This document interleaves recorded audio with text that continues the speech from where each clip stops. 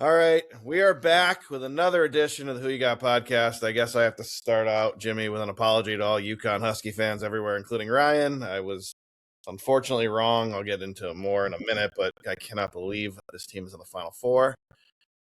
I just don't know what deal with the devil Hurley made, but he obviously made one. That's why they're still here. Why me and Jimmy. Jimmy, you know what? Let me stop there for 1 second and say this. At least they won when we needed them to win, because Sunday we had a bet on them and we need them to win to keep us alive in Survivor. So at least they pulled that off with that miracle. Yeah, but it's a good point, but that's it. But let's start with where we kind of left off with everybody, and that was the Sweet 16. We gave you our Sweet 16 picks. Some hit, some didn't, obviously. I thought Michigan State was going to move on, but in true UConn Husky fashion, Michigan State somehow found a way to play their worst 15 minutes of basketball. They still come back and take a lead in the second half, but they couldn't get it done. Could you believe that game, Jimmy, watching it? I thought Michigan State was going to make the comeback. I mean, they played. They did. They took a lead. Horrible at the beginning of the game. They started to come around. Yeah, I thought they were going to pull it out. Look, we had a very good first weekend. We had a tough second weekend, but we didn't give it all back. And hold on. No, in the NCAA tournament, we had it like this second weekend wasn't great. That's not true, folks. Me and Jimmy were out together Thursday night, and I tried to lead him to the water with Illinois, but he just couldn't get off that Houston bandwagon. Yeah, I thought they were going to do it, but I thought Michigan State was going to make that comeback, and they were. And then they took a lead, Jimmy, in the second half. Yeah, and there was some unbelievable plays. The one where they gunned it all the way down the floor. I can't remember the guy's name. I'm drawing a blank. Caught the ball, laid it in, foul. I'm like, this is it. It's going to happen. And then heartbreak at the end. So, unbelievable. I can't figure out who's UConn's got, they don't have a stud. They've got a bunch of good players. They're a well-built team. But, it's got to, the luck has to run out at some point. I think it's probably maybe I can add in a little bit here. Like, I've watched a lot of UConn games this year on record. I don't think that's right English, but that's okay. We don't worry about us on this podcast, so no problem. They've got a center that is like incredibly athletic. He's huge. He's very strong. good. He's not like extra wide, and he got smoked by your guy. What was his name? Icha, whatever, in St. John's. Got smoked. I did go back and watch that game. But he's very, very, very good. That's what I can say. And I think he has great NBA potential. We'll see what happens there. But he'll be playing the big dogs there. You know, you got Solo Ball, who any minute, even though he's only averaging, I think, 11 points a game this season, he is dynamic and left and right, and he's got a great shot. He can shoot the three, he can drive the lane. He needs to continue confusing people on whether he's shooting the three or driving the lane. But his first step is crazy fast. They've got this shooter that hit that shot that who the hell knew that would happen? Mullins, All-American. Who knew that would happen? And then they got Caravan, who went, 0 for 6 or 7, and then still had the sack to freaking throw up those balls in the fourth quarter and then pass it. He has that because he's like 28 years old. Yeah, he's a 6-year senior, maybe. We'll get to the Elite Eight in a minute. Oh, sorry about that. I was just talking about the people. Apologies. Yeah, we'll get to that bullshit in a minute. Michigan takes care of Bama. Me and Jimmy were talking earlier. It was, for a minute, it looked like, but nobody makes second half adjustments like Michigan. And they came out and said, all right, Bama, we're done fucking around with you. And they win by 13. Though both of these games surprised me. We're still on Friday. We'll go to Thursday games in a minute. But I watched the game. St. John should have won the game. They should have won the game. Should have won the game. Like, I'm still shocked Duke pulled that out. St. John's was the better team. And somehow it almost felt like Pitino got out-coached in the last 10 minutes. Yeah, I think Duke is a more talented team, and they're younger. I think that St. John's outplayed the talent. Their press defense is awesome. They hustled everywhere. I think at the end they just couldn't get a bucket when they needed one. They should have won the game. It was very disappointing. We did win on that because I think it was 6.5. We had 5.5. And Michigan, your point, that 13-point win, it wasn't that close. First half, they took a Dave Mara out of the game. It wasn't great because they were running. But to your point, second half adjustments, their defense locked down. Alabama looked gassed, and it was nothing. The second half kicked off exactly what you always say. Michigan's going to go on a run. They did. Alabama didn't have a chance. The one that was really shocking to me was I can't believe Iowa State bowed out to Tennessee, and it wasn't close. They got hammered in the second half. Yeah, that was shocking to me. I thought Iowa State was going to have a legit shot at this Final Four, and they just got absolutely dominated. I did too. I thought Iowa State was. I thought they were the best team in the Big 12. Shocking how bad it got in the second half. As we stay in the Sweet 16, I gave Arizona all the credit in the world for that game against Arkansas. They just said, you know what? You want to play run and gun? We'll show you who the better run and gun team is. And they just destroyed them by 21. They dropped 109 on them in a college basketball game. Yeah. That's all you need. Yeah, that's a lot. Yeah, but Them in Illinois, they've got a lot of offense. I'm not gonna hammer on Jimmy for this. I'm just gonna say, look, I gave this take last time. I still think Illinois is a legit national championship contender. I think they have the talent. They took care of Houston, no problem. They were the better team. They showed they were the better team. We'll get to our picks later in the show, but I think they have a very favorable matchup with UConn. I'll just leave it at that for now. But the two early games, Jimmy and I were together watching in a bar. Unfortunately, one didn't go our way, and that was Nebraska, Iowa. And Nebraska just got destroyed in the second half. They fell apart in the second half. Yep. They were, for what, 30 minutes, 35 minutes, looked like they were going to win that game. Yeah. Surprised they didn't. But Iowa, what a good story with Iowa this year. And what a tip of the hat to the Big Ten for really being the conference in this tournament. They're you've got a Big East team, two Big Ten teams, the Big 12 team in the Final Four. SEC's nowhere to be found. They're very, very good. I'm taking it away from them, but you get these debates during the year. What level of competition? I think it's pretty clear that the Big Ten right now, best conference. Best conference. Well, it's tough too because there's something to be said for like a tournament team, right? The team that comes to play when your coach or parents or your player or whoever it is says, "Hey, we got to win this one," right? It's like you guys are talking about with Michigan adjustments at halftime. Like, if you have a coach that can make those adjustments, or a parent, or a friend, or whoever, like there's a big difference to tournament play versus this monotonous season of 32 games. Agree. And then the last game, we had Purdue in a money line parlay, and I've never seen anyone more nervous than Jimmy. I just kept looking. I'm like, Purdue will win this game. Purdue will win, and he's like, no, they're not going to. Purdue will win this game. We had reverse roles that night. Jimmy's normally the optimist. Like, yeah, I am. Yep. But I was like, I promise you, Purdue's going to win this game, and Purdue did. They pulled it out by 2, so we got them home. Close though. Then we go to Saturday in the Elite Eight. This was a good day for me. I was all over these two games. I had Illinois and I had Arizona. I thought Arizona was going to destroy. Me and Jimmy couldn't bet because he texted me in the morning. He's like, I like Iowa and Purdue. I was like, all right, well, we'll pass in our account today because I like the other two sides. We would have split. We would have split anyway. Well, no, we wouldn't have. Yeah, we would have. Both of mine covered. Illinois covered and Arizona covered. I don't think so. I don't think that's what I said. I'm going to go back and look at our text, but those were not. That was not the case. Oh, you're right. You're absolutely right. You said Illinois would beat Iowa. You're absolutely right. Yeah, you're right. We would have split. But Zona dominates and Illinois moves on through Iowa. Purdue looked good in the first half too. Like Arizona just in Michigan fashion took over in the second half. They did. They absolutely did. And then, Sunday, the 2:00 game was an absolute laugher. I think Michigan showed, to Jimmy's point, that this is the conference of the year. They took the last remaining SEC team behind the woodshed. It was awesome. There was not a moment where the game was in doubt. I was at a water park in a wave pool watching it on the big screen.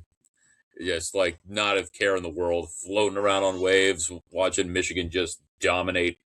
Yeah, it was unbelievable. What a dominating game. And then the 5:00 game happens. And again, to be fair, I hate both of these teams with a passion. They're 1 and 1A. I hate them both.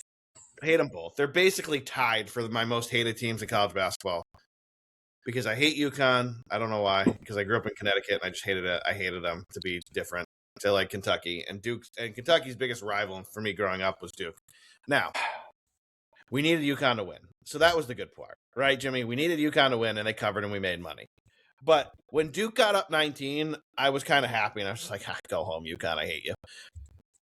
And then I'm watching, and I'm texting my brother-in-law, and I'm like, UConn is going to come back. I can't believe they're going to come back. I can't believe we're going to witness it. Sure enough, they come all the way back. I still don't understand what happened in those last 10 seconds. I still don't understand. All you had to do, Boozer, was hold the ball and go hit a free throw or two.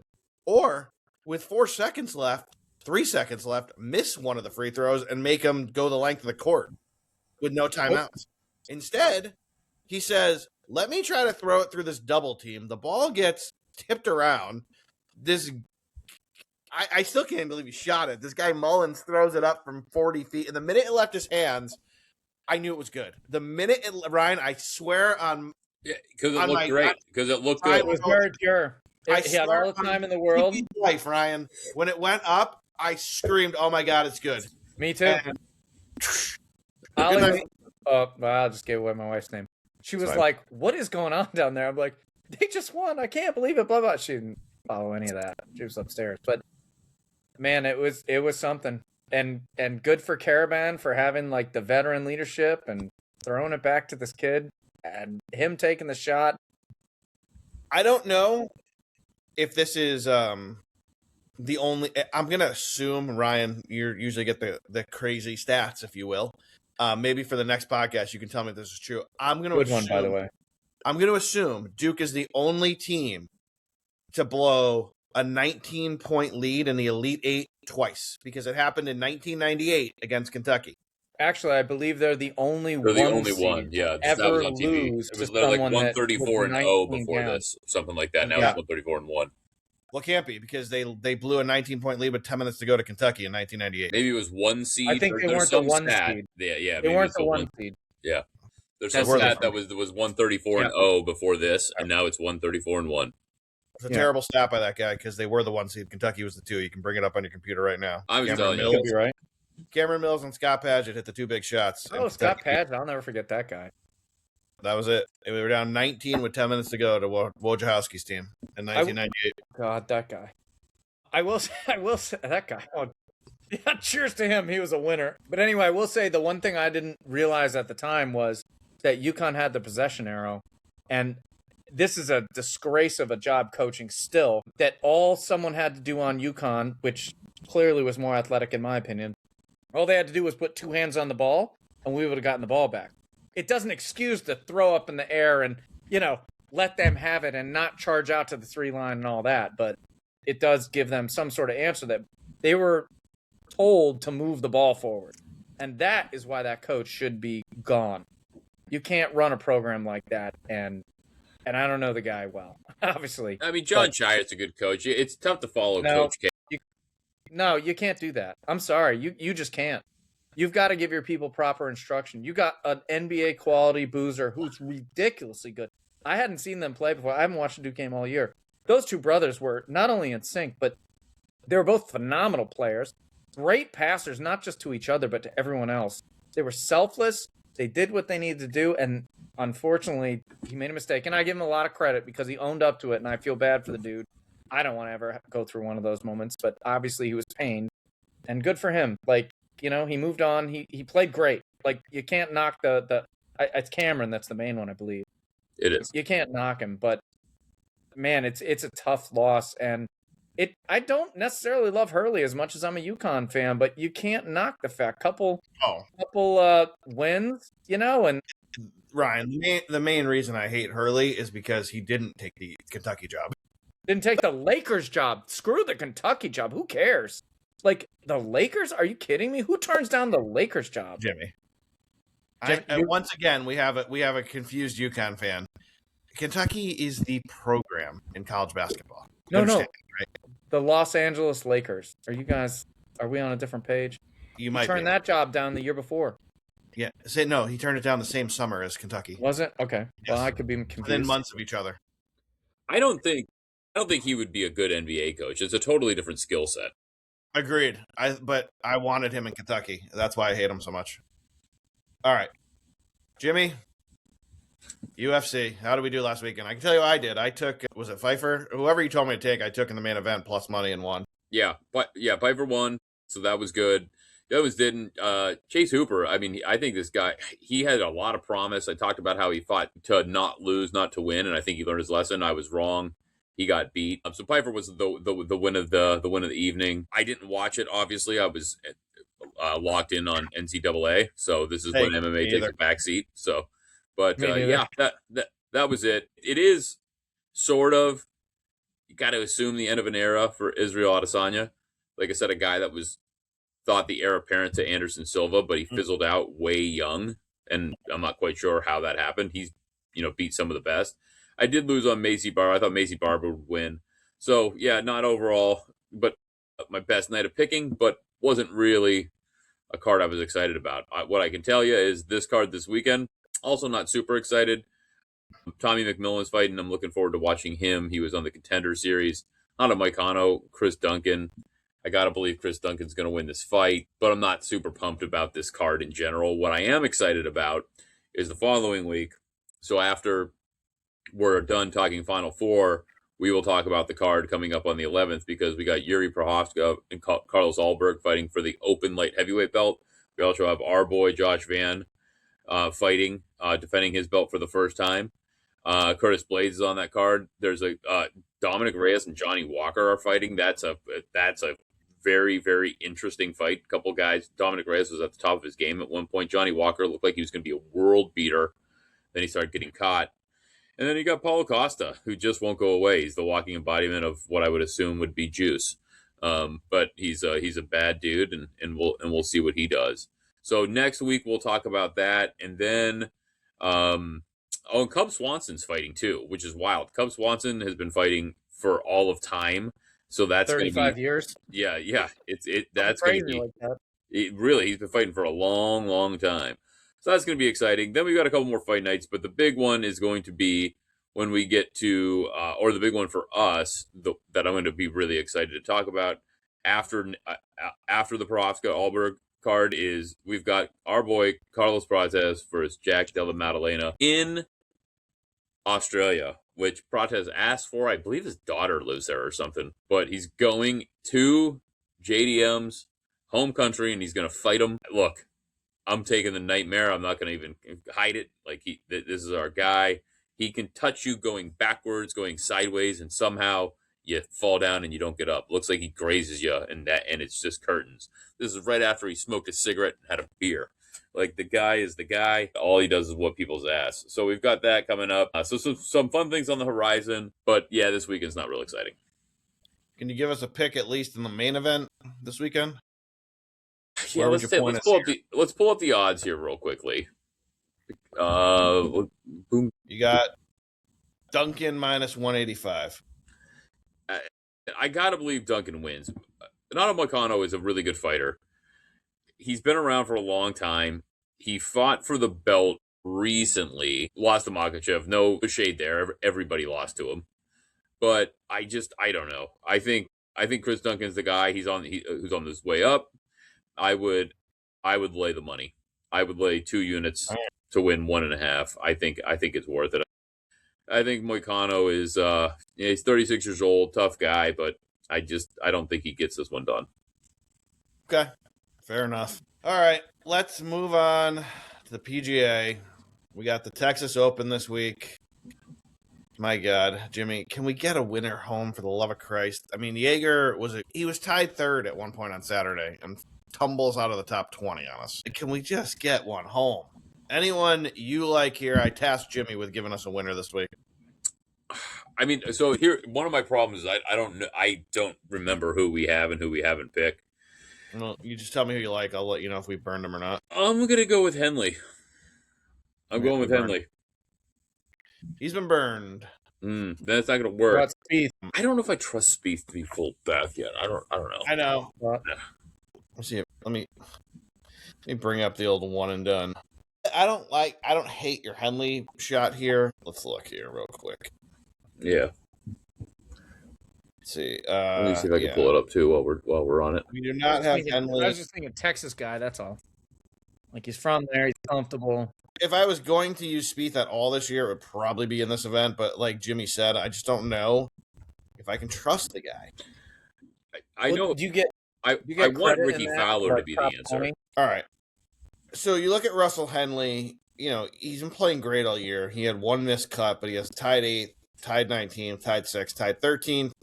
He's been off for a little bit. Course history here, he doesn't play it much, but the last time he did play it in 2024, he came in 4th.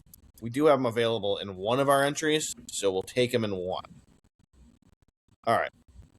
But unfortunately, that's not our best entry. So now we got to find one for the entry we have here. Just because I'm a fan, I'd like to see Ricky Fowler pull it off. God, I don't know.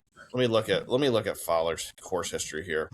Tied 30th, cut. So he hasn't played it. Awesome.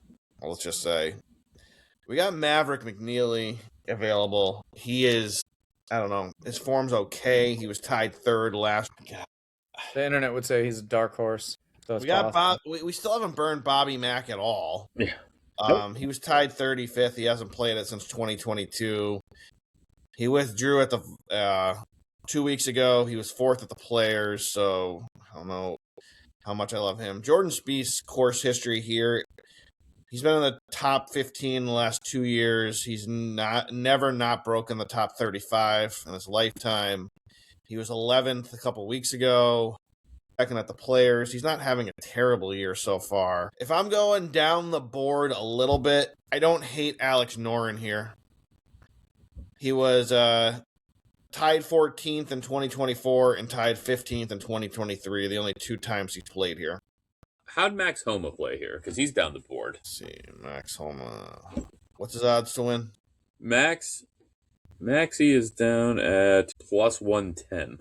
11th down. He missed the cut last year, tied 25th, tied 42nd, tied 77th, and that he doesn't play it much. He played it in 17, 19, 24, and then got cut last year.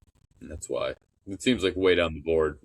Yeah, Billy Ho has no good course history here. That's probably why he's down the board. Let's see how Hui, 72-1. Let's see how Hui's course history. No, his course history doesn't impress me. Zalatoris has never played here before. What about Albert? About 1,500, give or take. Burned him, haven't we? Oh, did you? Probably. Denny McCarthy has decent history here the last few years. Tied 18th, second, tied 18th. The last 3 times he's played. He was tied 12th last week, tied 26th the week before. He had 2 missed cuts at the Palmer and the Players, but maybe he's rounding into form a little bit. He's available. Keith Mitchell's got good course history here. He was tied 14th last week. Thor's Hammer. Thorbjorn tied 14th last week. He's only played here once. He got cut last year. What do you think, Jimmy? I'm going to say we go... What about Brian Harman? Let's see. He's way down the board, too. He's down the board. He won. He's the defending champion. Yeah. They don't win the back-to-back very often.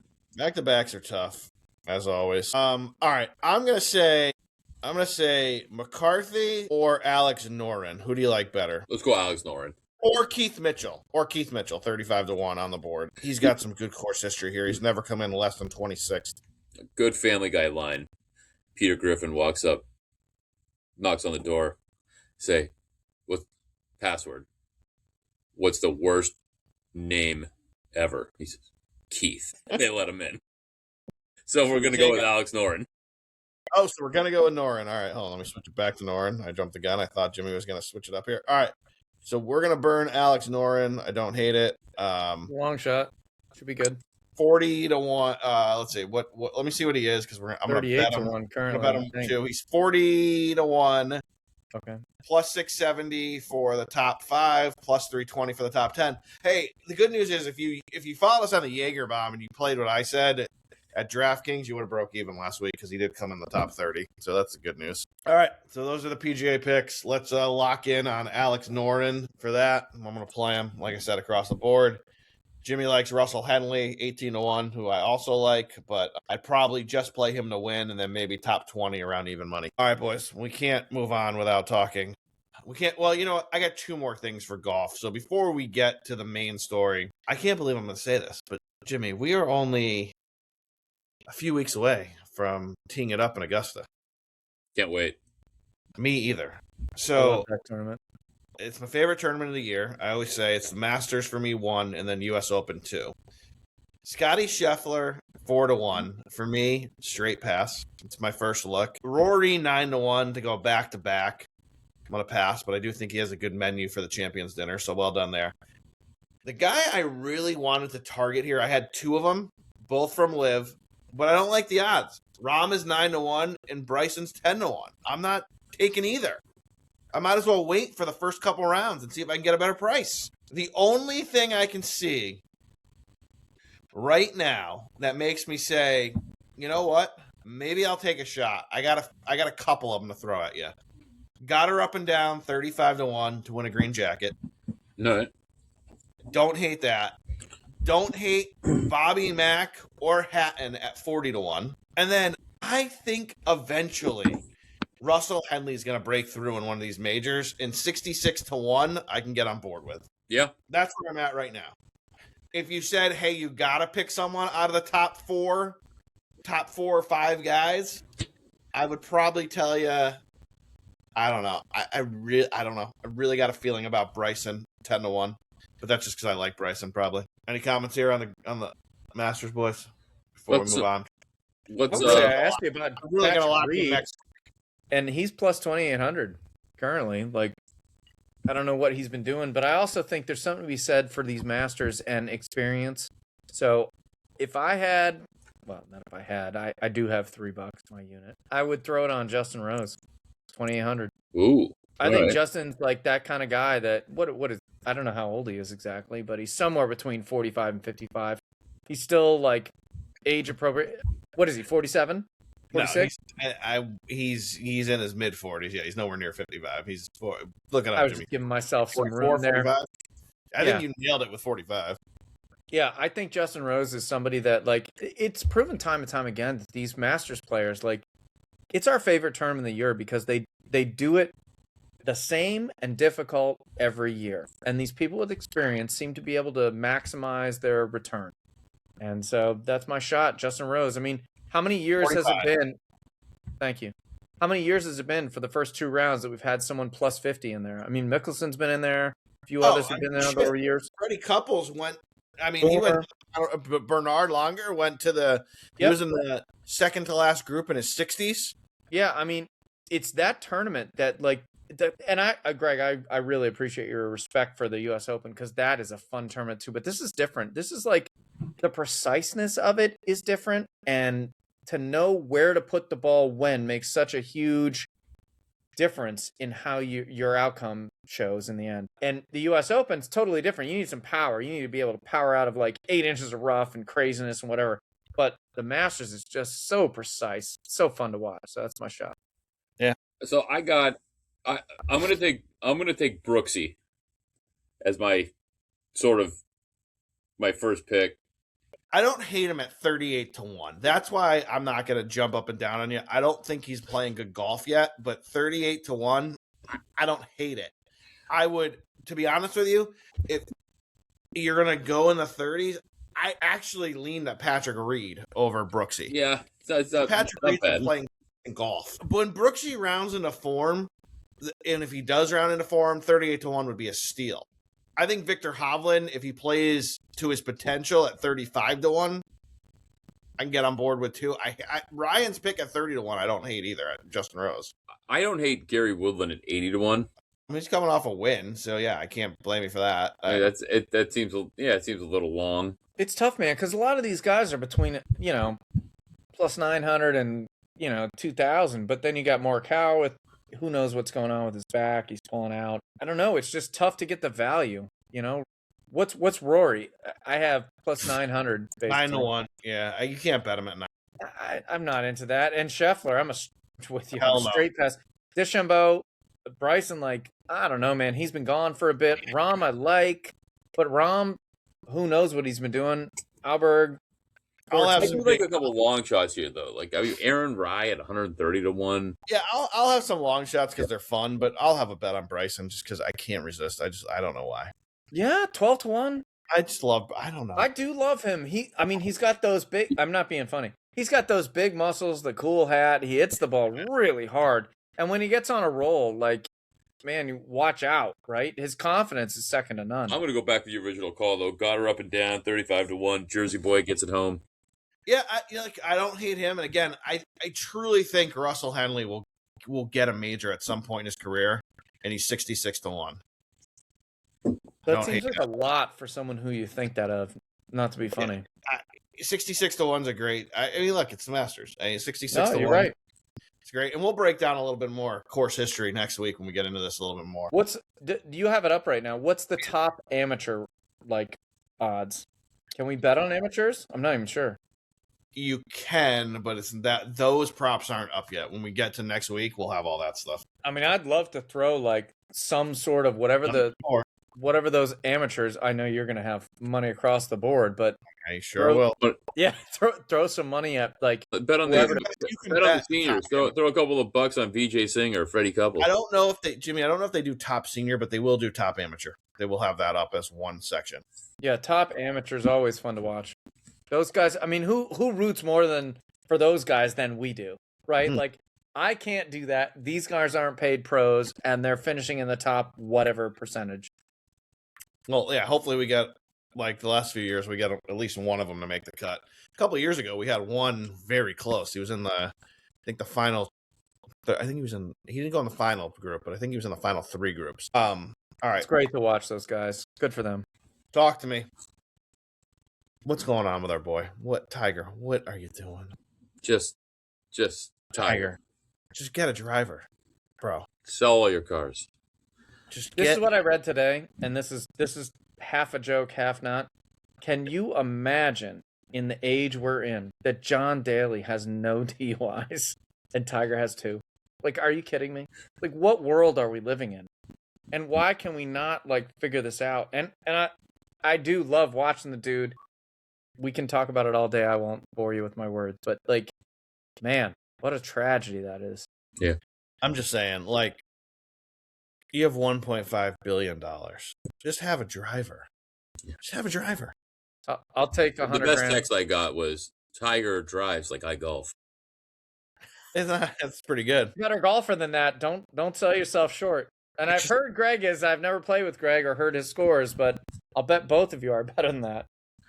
Greg can drive and putt. It's the in between. Me and Jimmy would be a good combo golfer because Jimmy's got a good iron game. I have a good drive and a good putt, but Jimmy's got that good in between. He's a good iron player. Yeah, we do. In other news, I've noticed Jimmy's drinking a non-light beer. Jimmy's a great top golf player, by the way, everyone. Jimmy can hit a target pretty well in top golf. I give him all the credit. I'm a much better fake golfer than real golfer. That's humility right there. Yeah, Jimmy. Yeah, good Jimmy, for you, bro. Your money on the simulator. I'll tell you that too. Jimmy's a good simulator. Yeah, real golf mid-90s to 100. Simulating golf mid-80s all day long. Yeah.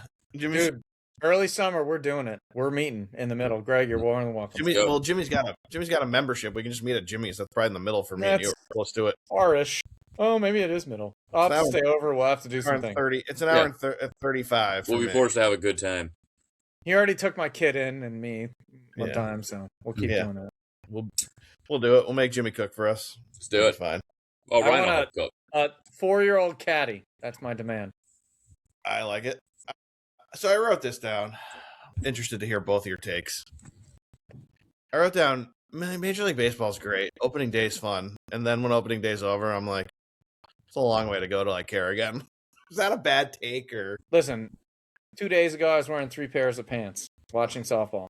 And that's not an exaggeration. Today, it was 89. Put on a vest to go outside, and I was like, what am I doing? You can't keep track. And from a Major League perspective, it's the same thing. It's so many games. So many games. And I get it. It's fun. It's summer and blah, blah, blah. But, man, you have to pay attention to a lot. Baseball fans there's something extra. And I don't know how you care about 162 games in a season. I know. I'm already annoyed that the Red Sox started 1-3, so I'm already, me, Jimmy. I'm already us. 4 games in, you're not even at 2% yet. You're angry. Or no, I'm sorry. You're not even at 3%. You're angry. I said season's over, Jimmy. Are you happy with your Mets though? They're the opposite. They started 3-1. They did start 3-1. Too bad they lost. They didn't sweep the Pirates. They looked good last night. Bichette finally got a hit. I don't know if you saw it. He was trying so hard to get off the snide that he like literally fell down. He swung, spun around, hit the ground, got up and ran. But yeah, I'm happy with the Mets. The pitching staff's a big question. They got Senga going tonight. They're down 2-0 right now. So are they going to be able to put a staff together that's going to be able to hold together? Manaya came out of the pen. Thank God he's not starting. But I don't know if Senga can start either. Cole looked good last night. I don't know. I think that's going to be the big question is can their pitching staff hold it together? Because they're going to have bats. So you're concerned about the pitching staff more than anything else. Yeah, but their offense is on fire so far. No, it is. But I think look, you obviously have Peralta. The good news is Peterson looked good. Nolan McLean he got a no decision because he took him to the end of the game. They were playing; it was like 40 degrees. So I feel good about those three, and then it sort of kind of fades out. Like they don't. So I'm concerned about the Mets pitching. Like I said, like right now they're down to nothing because that Senga gave up a couple runs. But I think overall you got to feel good about it. The bats are working. I like this kid Benj that came up. He had a good first game. He went into a slump. Had played really well last night. Soto looks good. He's hitting really really well. That's always good news. Bichette's not going to hit 95 the whole year. He's going to come alive. I think everybody realizes that. So I feel good about the Mets. It's all about pitching. Are they going to have the arms to make it? Well, hey, we're 4 and about to be 5 games in. So yeah, we'll talk more in May. That's what I have to. Probably July. It gets real boring around here, Ryan, in July. So we talk a lot of baseball. Sprinkle a little tennis in. Listen, I'm going to do my best. I'm a huge Blue Jays fan in the old days, so we'll see what happens. Yeah, Jimmy's right. Baseball, a little tennis for the folks, a little Wimbledon, a little French. I do like tennis, so be ready for that. I do like tennis, for real. Before we move on to the NBA, I got to tell you, boys, I've been listening to a lot of 80s on 8 on Sirius. I don't know why, but I've been leaning 80s over 90s. Is that bad? Good? Yeah, it's bad. I like it. Means you're leaning the wrong way. Is very good. Yeah, 80s, like, exactly. 80s, like, top 40s music is just, I don't know, I've been putting that on the background a lot. Yeah, Duran. Yeah, exactly. Oh, my God. I don't know. You guys are hurting me. The Cure. Okay. Love The Cure. Me too. I don't know. That Sirius station, I've been playing a lot. I wrote it down. I was like, gotta see what the take is here. Ryan seems upset with me. I don't know why. Yeah, you have Toto. 90s Toto's fantastic, in my opinion. That's just it. The 90s are good. I don't know. I've just been leaning 80s lately. Look, if you gun to my head, Ryan, I got to pick one or the other. I'm picking the 90s, but I think pop music specifically in the 80s was better. Like rock, like grunge and rock and roll in the 90s. I don't know, man. You got to start thinking AC/DC, Aerosmith, and stuff like that in the early 90s that had monster albums. And AC/DC was 80s. Yeah, in 70s probably. Thunderstruck was not. Whatever the Thunderstruck album was on. What the hell? No, it was like 91. Thunderstruck was 80s. Had to be 80s. You sure? Can we look it up, please? Yeah, it had to be 80s. Screw you guys. Go ahead, you can look that up. If it's 90s, I'll walk to fucking Maryland naked. I mean, that'd be fun. Razor's Edge, 1990? Yeah, you said Thunderstruck. Yeah, Thunderstruck was on the album Razor's Edge, 1990. So come on down, brother. Take off your hoodie there. Enjoy it. Have a good walk. I'm looking at it right here. I'll paste it in this chat. You better watch out. Look, I'll take a picture and text it you right now. Unpopular opinion, probably. AC/DC, one of the more overrated bands. Watch Greg be so upset right now because he's walking to my house and we're going to have a bunch of whiskey. I'll go buy the booze. Enjoy. Yeah. Thunderstruck. It hit. Oh, my God. You know, hit the... upset. See how upset he is when he gets angry, Jimmy? I'm not upset. It peaked in 1990. You're right. It peaked at number 4. It was a B. You know, it was a B-side, too. What's that? Yep. Thunderstruck was? Yeah. Dude, Money Talks is on that. That was my wrestling music for 4 years. I literally put on the exact same... This is a weird story, but my parents, long story short, I lived in Hong Kong. I had a Checkpoint Charlie shirt that I wore every single wrestling match and never washed it for 4 years. And I listened to that album on repeat every time before my matches. No one cares. Me and Jimmy win on a technicality. If it came out in 1990, it means they wrote it in 89. Jimmy and I win. Get the hell out of here. We said when it was out. Get the hell out of here. You're smoking crack. Jimmy, Everybody, it came out in 90. Crack smoker. You wrote that shit in 89. Listen. Your thoughts? Now, we didn't say wrote. We said was released. I already said AC/DC is overrated.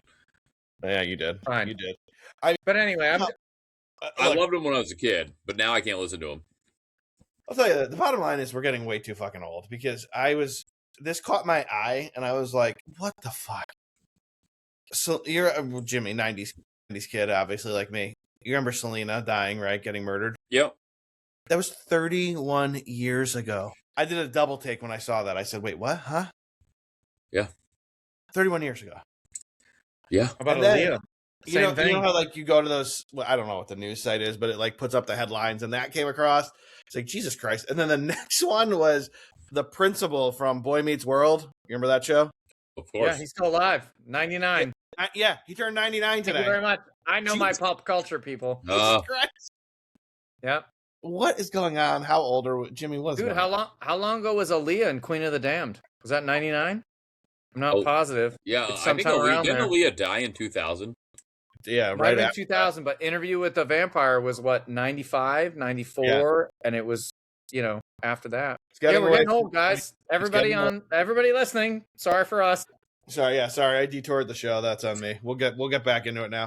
It wasn't me for Yeah, once. I told you. I mean, if they went back to the future in the same timeline, they'd be going back to 1996 right now.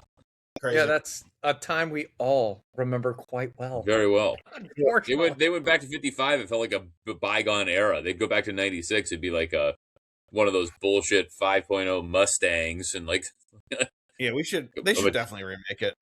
yeah. They should. We start thinking about the dumb stuff, right? We in the 90s, we talked about Star Trek, and the stuff had all come true. The Star Trek of the late 80s and early 90s came true in 2010. We're way beyond that stuff now. Look, I'll tell you this. I said this today. I forgot who I was talking to, one of my coworkers. I have no kids, and I don't care. I can't wait for the Harry Potter series to come out on Christmas It's Day. going to be amazing. And these millennials I are can't wait. crapping on it, and There's bad a- for there's a them. Harry Potter because- series. Oh, It's coming on absolutely. HBO Max. It's gonna be It's going to be it's gonna be amazing. more. Yeah, my kids will love it. It's going to be more like in line with the books. So it's going to be a whole season to each book. I Gentlemen, never, I I don't never know saw this Harry answer. Potter until a year or two ago when Oh my my kids let God. me do it.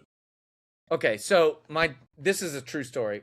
When I was when I was in my early 20s, and I don't know this answer to either one of you, my dad was like, "Hey man, look, I know you don't like reading anymore. Try this book." And it was the first Harry Potter. I read that shit. I burned through the next 7 as they came out. I read the 800-page Order of the Phoenix, the whole 9. So Let me tell you, they're terrific stories. And number 5 in particular, forget dividing it into 2. That could have been 5 movies. It was so much stuff in that. And the books are incredible. If you want some light reading just to entertain yourself, that's to Jimmy and everyone else. I'm telling you, they are fun to read. They're enjoyable. They're mild. You don't have to what the hell's that word mean? You don't have to do that. You just go, oh, that's fun. And you just move through it. It's really great. I think you're overestimating the intelligence of our audience. They might have to look up the words. But Jimmy, have you seen all 8 of the movies yet? No, Or no? I've seen the first one and bits of pieces of the other ones while my kids watch it. Oh my God, Jimmy, Oh you're my so God, failing Jimmy, watch yourself, dude. Listen, what's really The 2 was amazing is that amazing, either 3 was one of you incredible. has ever Watch had them all. sex with a grown-up woman in your life. You're talking to me about Harry Potter like I'm the crazy one. You guys are talking like That is you're a- wild Harry No. Potter fans. Terrible No, take. I'm not. That's a terrible take by you. You're missing. Terrible take. Yeah, you're missing an adventurous, fun, It's a I like a the first one. lively magic It's a journey. very good. I don't know what to tell It's a you. great. Listen, the first one was very good. It's a good. It's a. Book's better. But the Way books, better. yeah, I've heard the books are better. I mean, I'm not going to read that's- them. But I've heard I know the that's typical to say. Yeah, but I like it. that If book there's is a movie and a book, incredible. I'm watching the movie. All seriousness, by the time Harry Potter came out, I was not going to the movie theater to watch Harry Potter. You were And like now- 6. And, What are you and- talking about? What's that? Jimmy What was, did it come out? Jimmy was 21. Oh, I don't know. Was it that late? What- I'm what year? I was- 20. Jimmy was 20. 2001, I think the first movie. Yeah, I was came out. making. a Yeah, I joke, was going to sorry. go see a Harry Potter movie when I was. I never it saw was- any in the theater. I got into it later and I just kind of caught up because I had young nieces and nephews. Jimmy, you got to go watch it. Yeah, Watch it. Mr. Verga, Watch number it 2, all I with want to talk to you on this There are 8 great podcast movies. for supporting your son. You didn't give him Harry Potter, so failure on that. No, Mr. Craig, in your great defense, job okay, for all you. jokes aside, again, I saw the first one. It was very No. good. I liked it. I've heard little Jimmy is a huge Harry Potter fan. He likes Harry Potter a lot. We did the Universal thing. It was very cool. Butterbeer, the whole 9. Dude, you got to get that done, man. You got to buy the whole set. Yeah, watch it, please. Watch it all.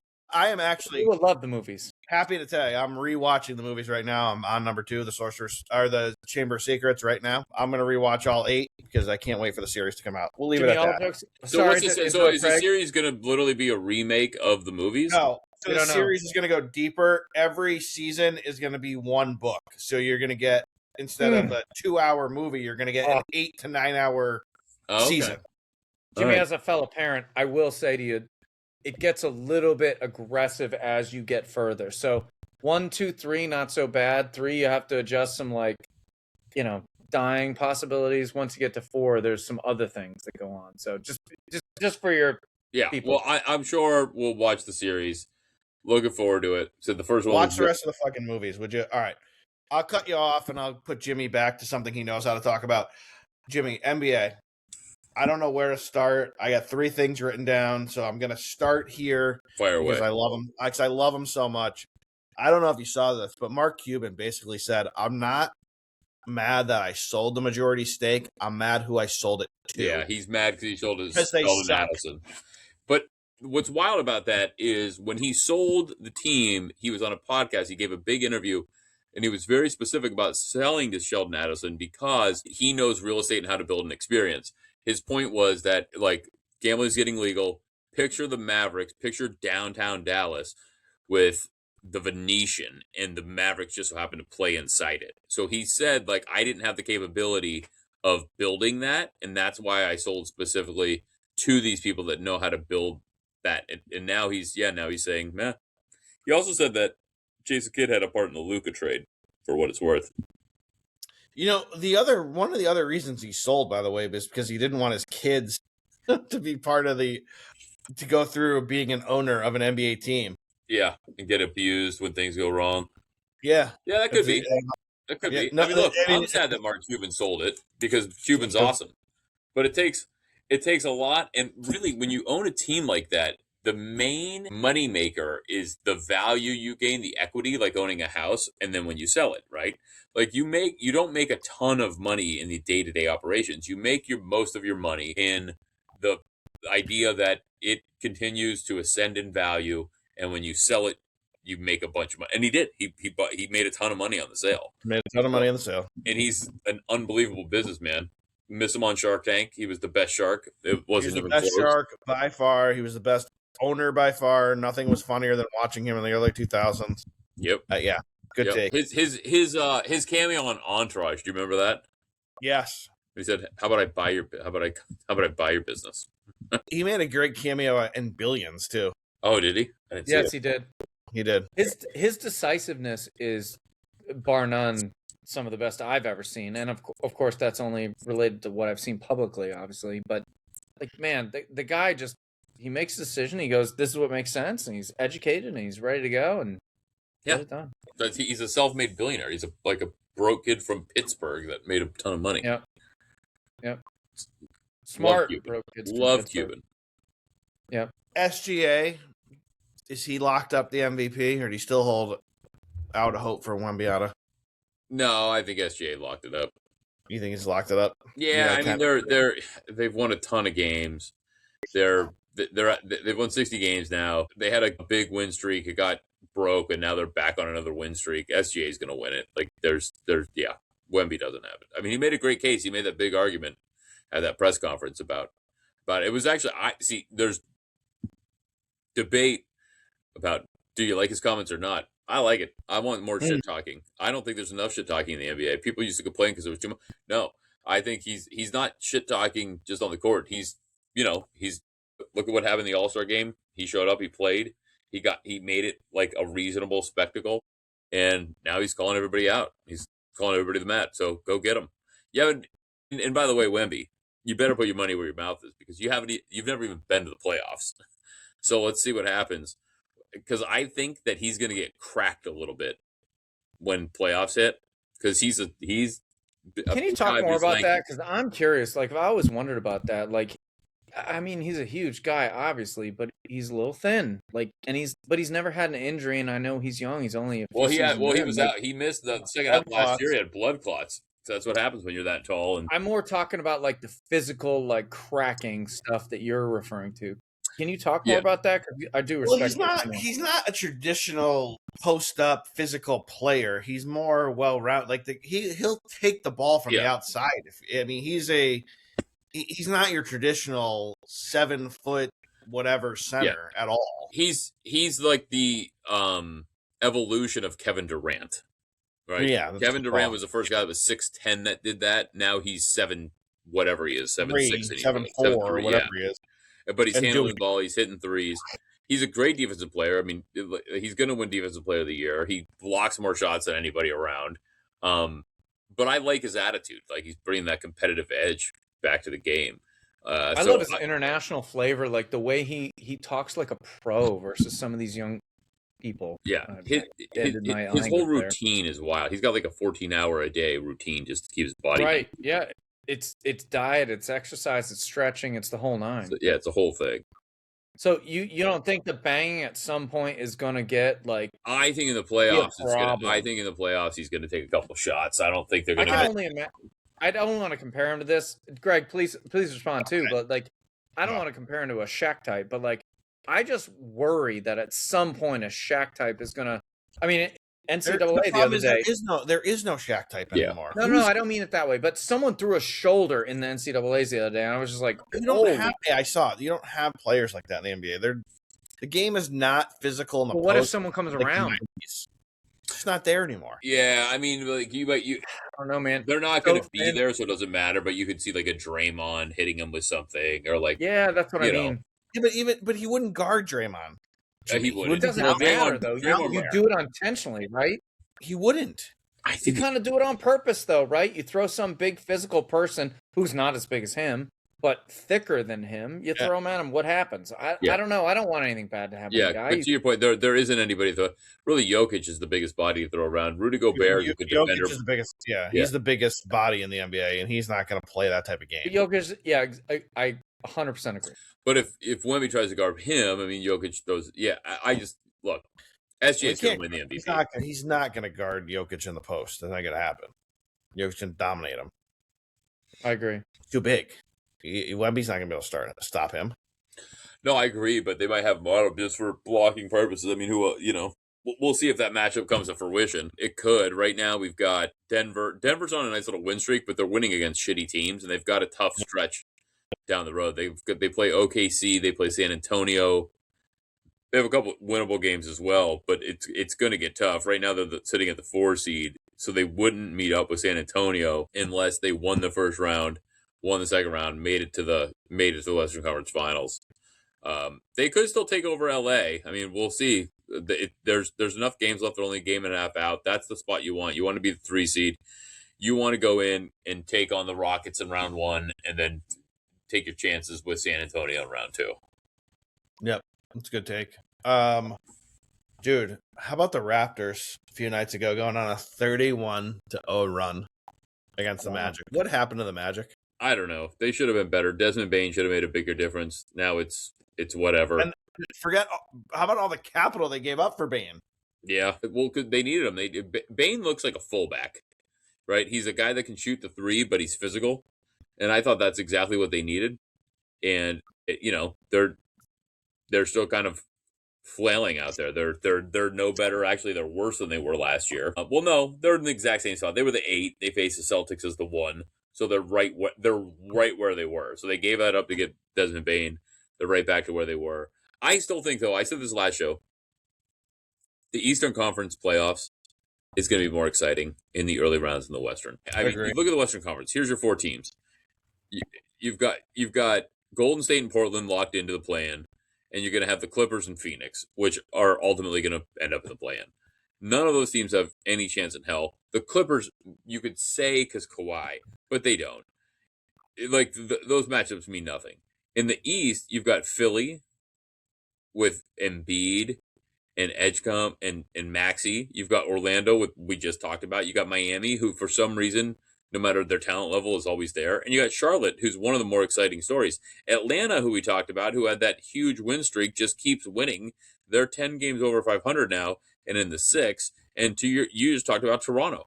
So, like, the Eastern Conference, though I expect the cream to rise to the top and the top four seeds to ultimately move on, they're going to be way more compelling first round I agree. than the West. Agree. 100% agree. All right. We do this every show, so I'll do it real quick. Right now, would you take to win the East the favorite, the Celtics, or would you take anybody else?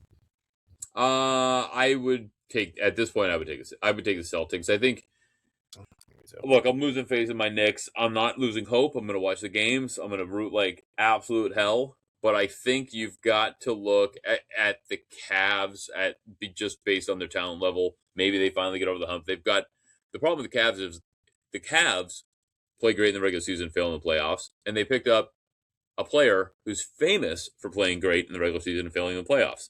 Yep. But maybe they've got a lot to prove this year, and they're finally going to come together. The Pistons, I have not, and shame on me before the show for not looking into it, figured out if Cade's going to make it back or not, but they've dropped all the way down to 25-1 to win the finals. I'm assuming that has something to do with Cade's health. But that, if it does, because if it doesn't, that seems extremely disrespectful to be behind Boston, Cleveland, and the Knicks. So I can't believe the Knicks are 16-1 and the Lakers 30-1. Like I don't know what to say about that. I don't trust the Lakers. You know me. I've said that from the beginning. I'm with you. I like right now. I hate to say it. I'm chalk in the East, but I'm still going with the Spurs to win the West. Interesting. I think they have OKC's number. I really do. Maybe They got a lot of players, that's for sure. no, they do. I don't know. I would put a couple bucks on the Cavs at 3-1 to win the East. I think it's a worthwhile bet, though. I do think Boston gets it done. You said 3-1? Yeah, Cavs. I think it's worth it. I think they can do it. I not blind faith. I just think like they're either going to come out on hair on fire or they're going to be gone the first round, and you got to rebet fast. Yeah, Like, so, 3-1 though. Oh, that's just to win first the round. East. Just Sorry. to win the East. To win the East. To win the East. Pistons plus 170. Cleveland's plus 320. Knicks is 400. Pistons. Then,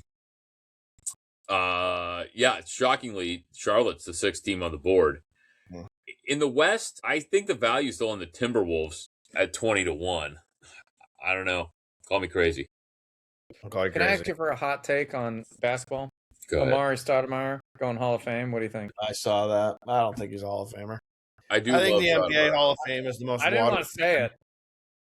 No, To me- when he played with Steve Nash in Phoenix, though, they were awesome.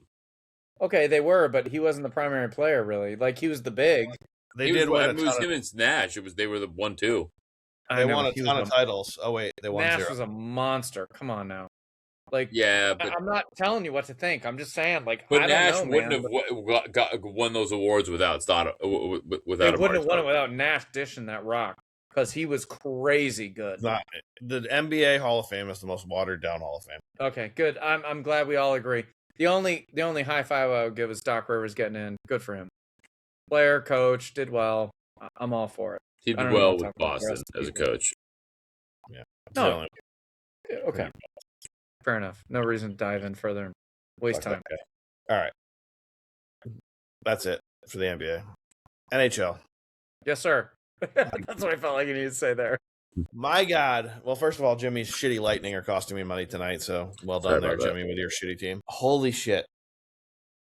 The Avalanche dodged a bullet last night. I've literally been refreshing since we started the show, and like about a half hour ago while we were talking, the news came out that Makar's injury is not serious, but it's going to cost them a few games, maybe most of the rest of the regular season to get him 100% for the playoffs. But God, if he went down for the playoffs, that would have changed dramatically. The Avs domination of being like a huge favorite to win the West That's the thing with the NHL, Ryan. I think you know this more than anyone because you got a family member who plays high-level hockey. You can't hide in these games. It was a blowout, but you're still going to go out there and take your shifts, and people are going to target you. And Makar took a huge hit in a meaningless game that they were already crushing their opponent. Excuse my aggression here. He almost ended Makar's season. Excuse my aggression here with a personal connection to someone who plays. I am so fucking pissed that people are allowed to hit as hard as they are when people are away from the puck, when it's outside the rules. And listen, on the lower levels, I get it. NHL, like, they have a million cameras, but below that, like, man, we got to pay attention. These people need protection. I get it. You got a helmet. Like, I didn't play hockey. You got protection, right? You got a helmet, you got a chest pad, you got shoulder pad, all this shit, right? But at the same point, you cannot be throwing right elbows under someone's chin, knocking them off their goddamn feet when they're not near the puck. That's bullshit. So, excuse my aggression for a specific example, but I'm not okay with that. And I don't care what level it's at. It pisses me off because these guys just want to play a game, whoever they are. And I don't care if it's girls or boys, frankly. Like, you shouldn't be allowed to do roughing that doesn't advance your opportunity to win without hurting someone, right? You have to allow them to play against you. I agree. My point, I think, here more than anything is the NHL is the one sport, even in meaningless games, you can't hide. It's too physical. It's not like any other sport where you can kind of protect your stars.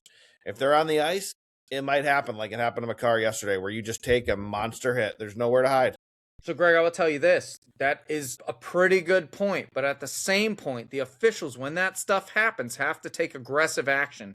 And it's inappropriate. Go ahead. But it was a legal hit. It was just a hard hit.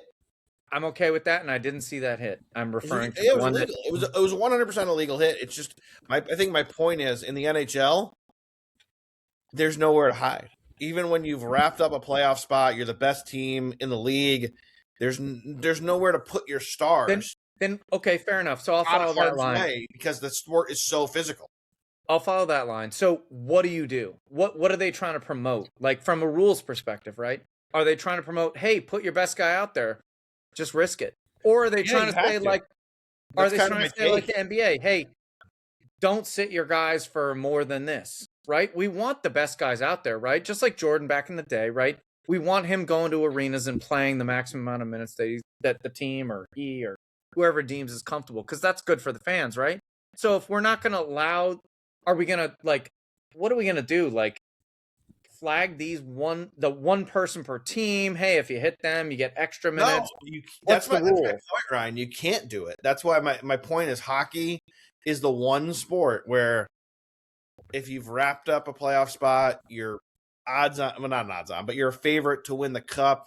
Doesn't matter. Even in these last 10 games that really, let's be honest, don't matter to you. You're going in the playoffs. You're going to be the favorite to win the cup. You can't hide your stars. They're vulnerable no matter what, especially your defensemen. Makar took a huge hit. I was actually watching the game because I had money on some props, and I just said, oh, my God. I immediately thought Makar might be done for the season. And as you know, I'm clearly agitated. But no, you are. At the same point, like, what do you do? Like, nothing the rules are encouraging. In the NHL, there's nothing to do. No, but in the NHL, there's nothing you can do. In lower level hockey, there's something you should do. Like what you're talking about.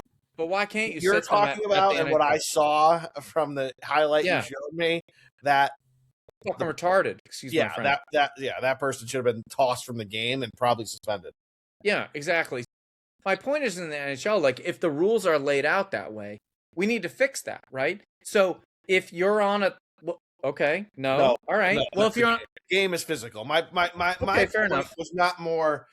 Oh my God, they hit Makar, he's out. It was more like there's nowhere to hide your stars in these these meaningless games because you have to play them. Can't sit them because you're rolling shifts.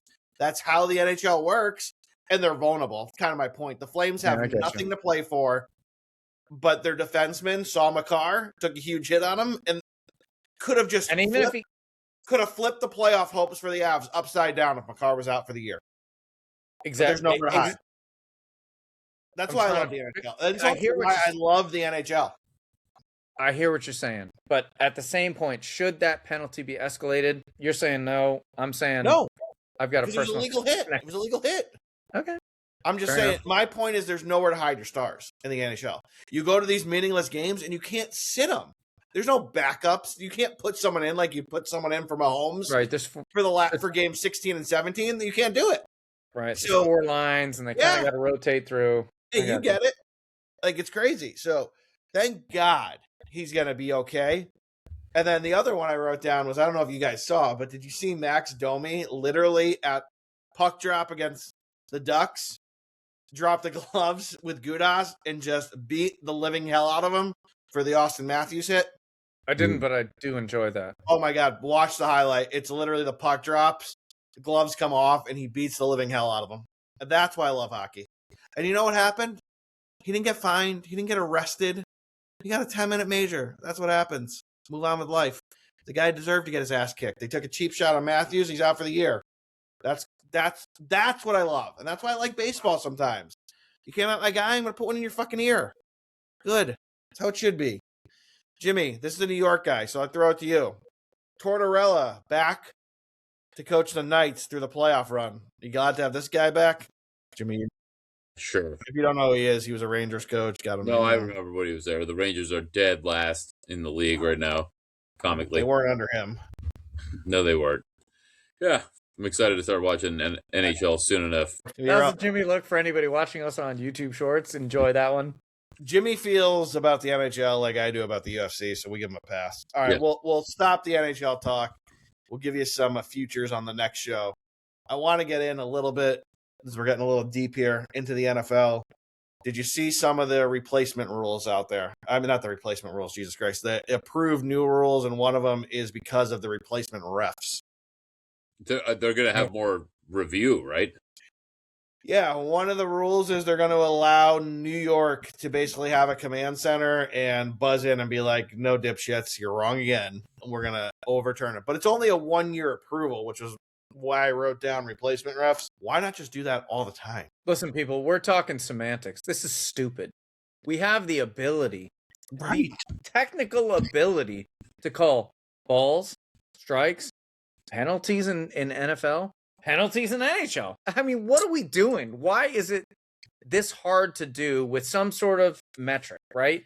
You can challenge until you lose, or, you know, you get 2 challenges a half or a period or whatever else. Why is this so difficult when we have the technology? I'll tell you why. It's the people we don't want to talk about, and that's the big unions. Yep. And I don't want to be that guy, but that's the power. The MLB union is the most powerful union in the United States of America, which, by the way, means they're the most powerful union in the entire world. So try and fuck with them, excuse my French, and you will lose. Or you're willing to put a bunch of money into it and fight them. And the problem is we've allowed this to exist. And in sports, it's crazy. You start looking at the stats of that, I think it was MLB week, day 1 maybe. One guy got his calls overturned 7 of 10 times. Are you shitting me? That we're allowing an umpire who probably is, I'm just guessing, this is not verified, making $400,000 a year, right? With all travel, all food, all that stuff expense. Who wouldn't do that? The 3 of us would 100% sign a contract right now, I guarantee, to go do that, right? But they're wrong more than half the time. Are you crazy? Are you bullying? What are you doing? The other one I love here, and you're right, Ryan.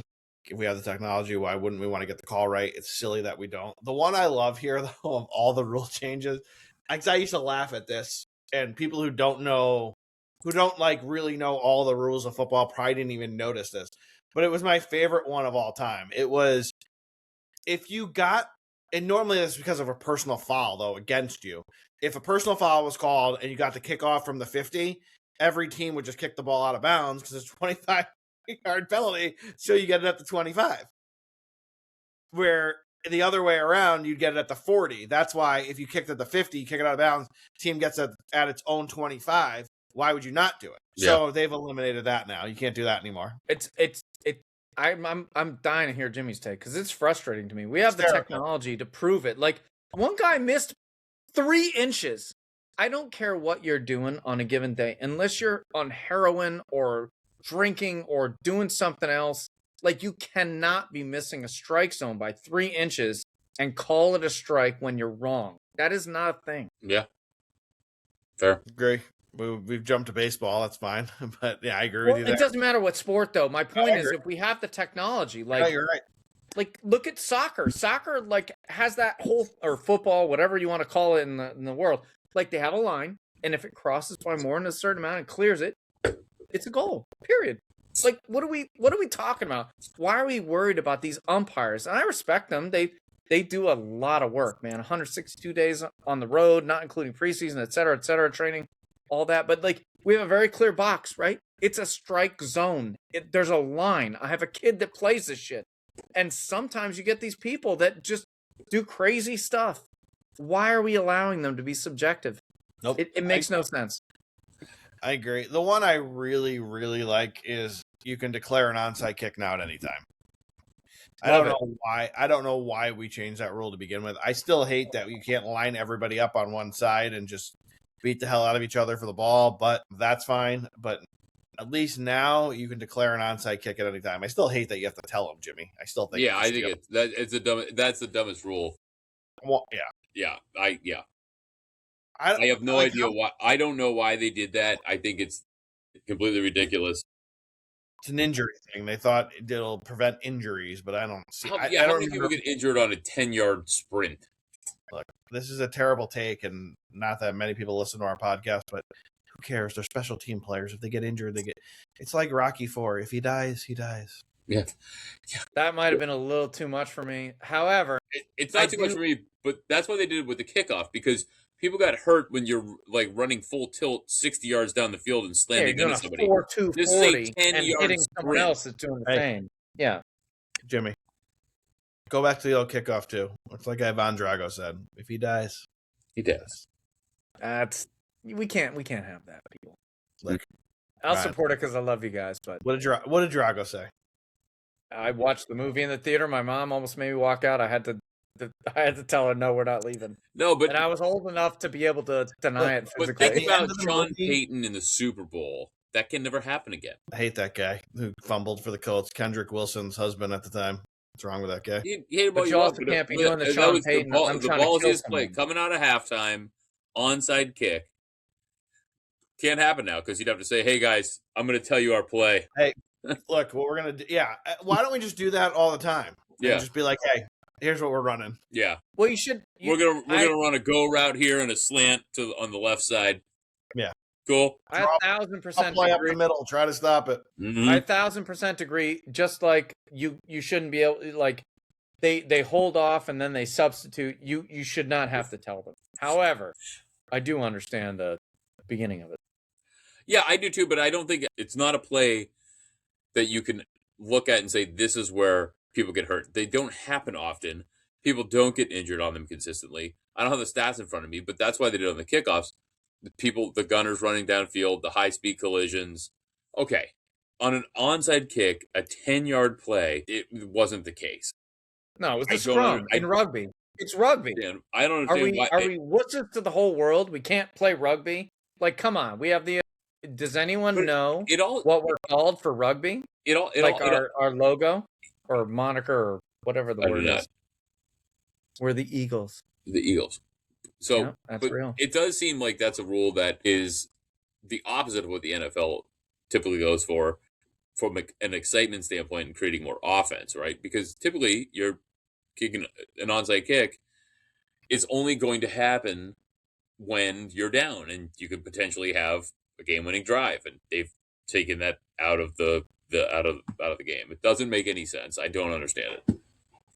Look, bottom line here, Jimmy, is at the end of Rocky IV, everybody gets along.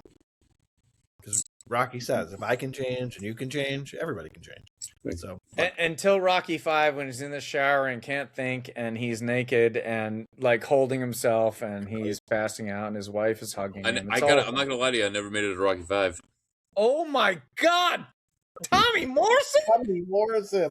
Oh my God, I'm so hurt, Jimmy. No, you know what? I did see. I thought that was a new one. I did see Tommy Morrison. Yeah, before he, That's 5. I didn't realize that was HIV, 5. by the way. He did. Yeah. All right. My ring's out here. I wrote this down for Ryan more than anyone else. Oh, I'll go God. with Hard Knocks for this year. It's going to be the Seahawks. But in 2027, we're going to New England. It's going to be the Patriots. I don't know what that It means. was announced this week. Are you excited know, for I that, saw it. Ryan? So silly. What It's, is It's a great well, it's show. so silly. Like, who knows what's going to happen in 2027? I would love to have heard it was 2026, but 2027, it's fine. I mean, I'm good. We're going to nod to the Super Bowl champs in 2026. No, it's fine. I'm not knocking it. No Not the pun runners. intended. You like that?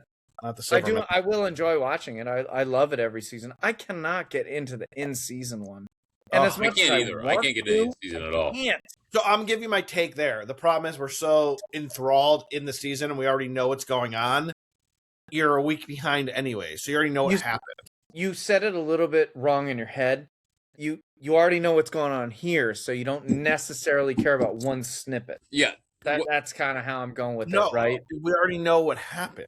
So No, Hard I Knocks know. I'm preseason saying, is- like, you already know what you want to Yeah. happen, and you're kind of involved, and you don't give a shit what they have to say about it. Yeah. I know what happened. I watched the episode. I know. Yeah, I already know the Hard outcome. Knocks is exciting because you're pumped for football. It's August. It's Right. like a peak under. And you under want to the know hood. who gets cut. You want to know Yeah. who gets cut, Jimmy? But That's the best.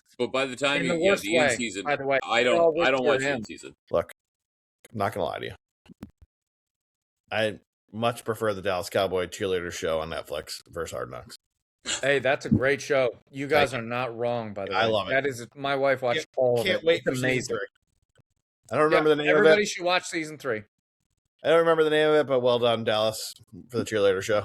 It got And them a huge raise. Remember? Irene's like, oh my god, I get my wife's name too. Look, we gave them both. You out did tonight. that.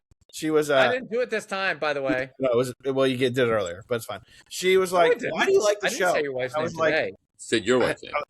I was like, "Guess what? Oh, I yeah. like to watch them get cut." I know it's terrible, but hey, I love it. All right, the Jets have done it again. They brought Geno Smith back to be the savior. Did they really? I didn't see that. I'm sorry to laugh. I mean, Jimmy, It's what- so disrespectful. Jimmy, I'm gonna need you to give a take here. Geno Smith coming back to the Jets to save the day. I mean, is that like? I mean, what in the world? What in the world are we doing? Not Well- only he already declared him. It's what did we? It's March 31st, and this was a few days ago. So on March 26, he declared him QB1 already. Well, it's because they have no other option. Jimmy, they have you. You're right down the road. I am. The Jets Jimmy, are going I to would be. pay you $500,000 to start this year for the Jets. The Jets are going to You be might be a bad. better option, and you're a money saver. I don't think it's any that's any like big news that the Jets aren't going to be good. Before you get into your take, if we made you the Jet starter, what would your first play be? Would you give it a handoff, or would you actually throw a pass? Would Would you roll out to your right? And how far can you throw a football these days? naked bootleg. 15 yards? Can you throw a 20? How far can you throw an NFL football? So that's the problem, and we've talked about this before.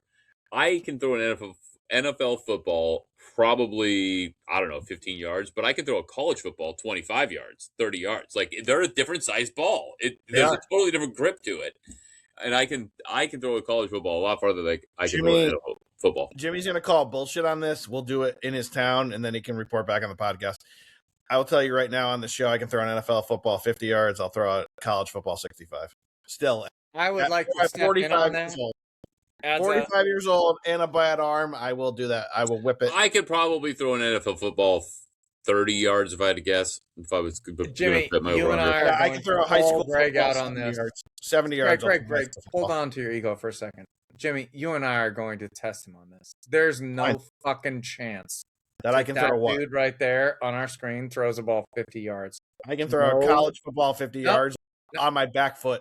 College or NFL? College on my back foot, NFL running start. So, Jimmy, we will have him stand on his back foot, and he's not allowed to move. And Okay. we will have him throw it 50 yards. There's no fucking way. I'll throw a No college way. football 50 yards on my back foot.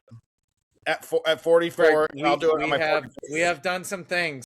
I'll do it on my 45th birthday. I'm Right. going to bring your On wife, field. your dog, anybody else we know that I can try and do next time we Ryan, gather. a high school football, I'll throw 50 yards around my back if you want. Love that. I love it. How much are we betting, Jimmy? Well, that You I in? won't bet. That was I didn't even somehow I didn't realize that high school football was, I thought high school and college was the same. No, high school's a little No. No. Uh-uh. high school's a little smaller. Yeah. The way I know Ryan will lose his bet is because my hands are pretty big, and a college football I can get a full grip on, and I can whip that thing still 50 yards, no problem. Yeah, I've said that for a long time. For me, I gotta do that grip where you get like the top of the ball and try to throw it, and really get my whole body into it. And then a college football I can throw right off my back foot. I want to. Yeah, that's the thing. Like when you right now, the quarterback's moving in the NFL, it's a different ball. College basketball and NBA basketball is the same ball. A college football, an NFL football is very hard to throw. That's why I have so much respect for those guys. It's very hard. Yeah. College football is so much easier to throw. He's smoking crack. It's not. Jimmy, back me up. Much easier. Football not easier to throw. Way easier. No. Thank you. And I can pretty. Yeah, I can throw a college football very well. I cannot throw an NFL football. 50 yards is 50 yards, no problem. Throw. No. Ryan, at a guy that's got a rough shoulder. I don't even want to bet him right now because I'm worried about he's gonna start working out and working up, and I won't work out at all. Throw it off my back. That guy. 15 years ago, I would have told you I'd throw a baseball 350 feet on my back foot. Now I can't. My shoulder's fucked up. But 15 years ago, no problem. So what's the weight variance from a baseball to you said NCAA football? I'll look it up right now. Fuck it. Look, we don't have to bore the people. We'll let you know how the test goes, but I promise you, Ryan, we'll fast forward, people. I will throw a college football 50 yards off my back foot, no problem. And if Ryan lets me step into it, it'll literally be no problem. I'll throw it through the goalpost if you want me to. Ryan, when you come to visit, I did not say that. Broken in mitts when you come up to visit in a softball. We'll play catch. I can do that. I don't know how many I have, but a lot. My buddy Brian, who listens to the show, not the same Brian you all know, the other one, he's got my mitt. He's had it for 10 years. I keep asking for it back. It's broken in since I was 10. If you see right there, there's a batting cage right there. The kill zone. I was wondering that way. That's the murder room. It's a batting cage. No. Yeah, no, that's the batting cage. Murder room is this way. Bunny cage is that way. And that is the pitching mound down there. 43 feet. Exactly. Am I looking at home plate? Is that what I'm looking at on the floor there? No, that's a random rug that the wife put down. Home plate's that way, just behind there, which I sit. And actually, nowadays, I put a helmet on because fuck that. And I wear boots because my toe got really, really hurt. Jimmy, you want me to really piss him off? You wear Uggs? No. That's embarrassing. Ryan, you can bring number 2 up here, too. I'll hit one 300 feet off her. No fucking way. At 45. That'll never happen. I don't think. I got it. Never happened. Jimmy, I used to hit a baseball. I know, but we used to do a lot of things. So just to be clear on that, hand-eye coordination is not left me. So I am humble. So just to be clear, I have no doubt we could hit 200, 300. No fucking way. Here, I was a pretty good center fielder when I was a kid. Probably not true, but go ahead and continue. No, I was. I believe me. I made the All-Star team. I was fast. In rec? Yeah, you beat out 2 other on in Erie. Go ahead, keep going. No. It's a good story. I went to play. I went and played softball. Listen. This is my point. I went and played softball a few years ago. I took center field.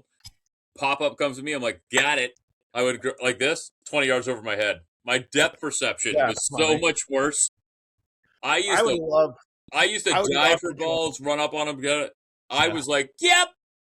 It's too bad we didn't live closer. I'd love to join an over 40 softball league. We'd have a great time. Great. Oh, shit, you'd be so hurt. All right, we've gone off the rails here. I just want to know: do you think the Giants reuniting with Odell Beckham is a good plan or no? That's happening. I missed that. The rumors out there. It's pretty. I think it's a non-story. I think it doesn't matter. It's not assigned, right? Not being funny. I think he's a Giant this year. I think he's beyond his. I think that's zero. Time. I think it's a non-story. What is he? He's what, mid-30s or early 30s? Probably low 30s. I think he gets cut. I think it's a non-story. That's the first. I'm like you said. I'm usually the guy that knows that shit. I don't know that shit. That's crazy. I think he blew his opportunity. If I can have my 2 cents on him, I think he really, really, really. Well, he blew his knee multiple times, and now he can't. I don't care about that. I think he was just an asshole, and he just blew his opportunity, and it's terrible because I got no beef with the dude. Like, I really don't. Like, he was a very good receiver, but man, you gotta know what your skills are, and you gotta be able to represent. If he was and that good, he would have point, been on a team. He can't run anymore. He blew his knee out, and then he blew it out again in the Super Bowl. He's done. He's got two bad. I always know that Greg sign when he's covering his mouth that he's got something to say. So go ahead. I do. It's time to move on. It's time for the Final Four. And not just the men's. That's not what I was expecting, but okay. Not just the men's Final Four. We're going to talk women's Final Four, too. We're going to give you the whole breakdown because Jimmy's going to pretend to be religious and celebrate Easter, so we can't do a show this weekend. We're going to do one on Monday during the men's national championship game. I'm going to tell you the thing that stuck out to me the most, Jimmy, and that was I can't believe, and look, I come back here Monday night when we record, boys, and say, I lost a lot of money and I was wrong. I cannot believe the UConn women are only 6.5-point favorites over South Carolina. I've already bet it. I laid the 6.5 for big money already. I think they win by double digits. No fucking problem. I don't understand this line. I don't get the line. Give me the UConn women laying 6.5. Could be the bet of the year. Instead of splitting my screens, what is the number? 6.5. 6.5. No, but like, are people stupid? That's insanity. I thought this line was going to be 12.5. It was 6.5. And not to be funny again, who are they playing? They're playing South Carolina. Yeah, another Dawn Staley. Yeah, no, I know. They knocked him out a couple years ago. Listen, Dawn does not have the same staff she had a couple of years ago. Period. Love the UConn Huskies here. They're going to destroy them. Destroy them. Amp up their odds. Put it. I'm putting this out there, and this is. I usually don't do this. Plus 12. That's the number I'm putting out there. Whatever 12 gets you, take 12. There's 12. There's no chance. You mean there's no chance. These girls. 12. Give. What's that? Yeah, give 12. Yeah, that's what I meant. Sorry. Apologies for all the listeners who are so specific. But man, there is no way. These girls are crazy. They've got 3 centers on the bench that don't even play this year because this freshman is so freaking good. It is crazy. Azzi has had a lackluster start. Not that she's not good. Don't get me wrong. She's still gonna be a number 1 pick. And by the way, go to play with the Mystics, which is where her girl plays. Unbelievable. Who graduated last year. This is about I'll give you here. UConn women to win it all is minus 160. That's where you lay your money right now. Like no, you lay it on this game heavy. Screw the can't. No, and I'm not saying you shouldn't, but minus 160 to win it all. That is a home run. 2 more games. It's not though because it's minus. It's minus 160. So take this one and juice up the odds. So whatever your unit is, put 4 of them on it, and you'll be fine.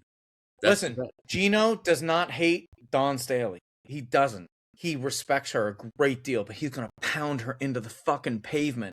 He's going to destroy her. He's going to take these girls that are winning by. I get it, Greg. Minus 160 for them to win it all. Does that not Greg is from UConn country. I guarantee you he gets the social and the feeds from this. They're going to pound them. They're going to destroy them. So if you take... Go ahead. I like UConn to win against South Carolina. I hear what you're saying. I don't hate laying 160, but I've told you this from the beginning of the tournament. I like UCLA. I don't know why they're an underdog to Texas. I'm going to bet UCLA getting the 1.5, and I already have them 6-1 to win the national championship. I think UCLA beats Texas, and then I think they upset you. But I don't even know how to react to that. I love UConn in the Final Four. I think minus 160 is your sucker play. I don't know.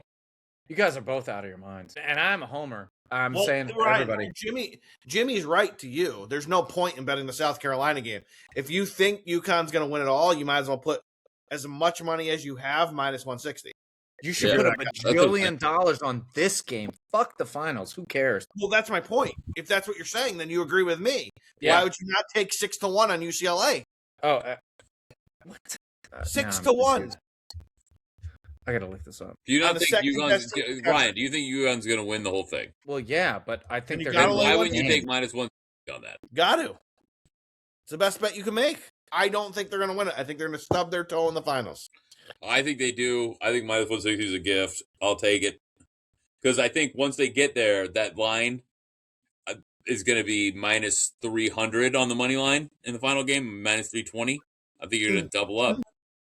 I might be confused. What I was trying to say was pump up the odds to 12 or beat them by 14 or something like that. No, I get it. But what I'm saying is just bet your bank on them winning it all at minus 160. A lot of bang for your buck. Look, I don't hate the play at minus 160. I don't.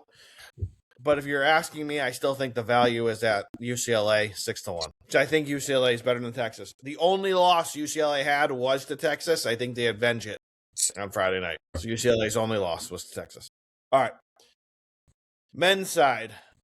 I will give it to you first, Jimmy. You know we're going to start. We're obviously not going to start with UConn. We're going to end there because that's where I like to end. But Michigan, Zona, 1 versus 1. Michigan, 1.5 point favorites. Jimmy, do you think your boys stub their toes at all or handle Zona no problem?